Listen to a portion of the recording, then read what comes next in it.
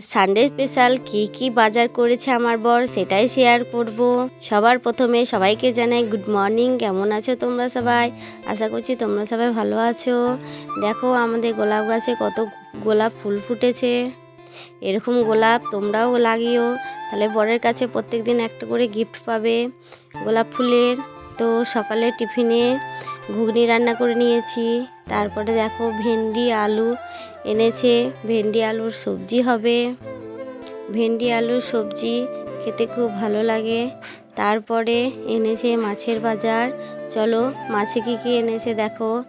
এনেছে খরচা মাছ ছোট ছোট, আর এনেছে অল্প একটু মাছের ডিম, কারণ আমি খেতে ভালোবাসি। ও ভালোবাসে মোটা মাছ খেতে, সেই জন্যে মোটা মাছ এনেছে।